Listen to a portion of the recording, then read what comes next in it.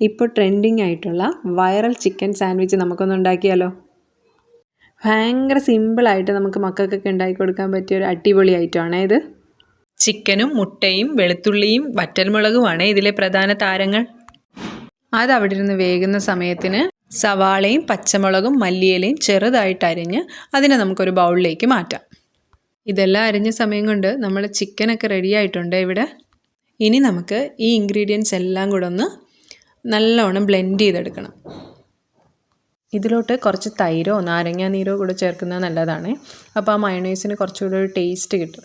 പിന്നെ അത് കഴിഞ്ഞ് കുറച്ച് ഉപ്പിടുക, അത് കഴിഞ്ഞ് കുരുമുളക് പൊടി ഇട്ട് കൊടുക്കുക, പിന്നെ കുറച്ച് ടൊമാറ്റോ സോസ് ഒഴിക്കുക, അതും കുറച്ചുകൂടെ ടേസ്റ്റ് കൂടുതൽ കിട്ടുമേ. ഇതെല്ലാം നന്നായിട്ട് മിക്സ് ചെയ്യണേ. എല്ലാ ഭാഗത്തും ആ ടൊമാറ്റോ സോസും ഉപ്പും എല്ലാം നല്ലോണം പിടിക്കണം. അത് കഴിഞ്ഞ് നമ്മുടെ ബ്രെഡിൽ ഇതുപോലെ തേച്ച് പിടിപ്പിക്കുക കേട്ടോ.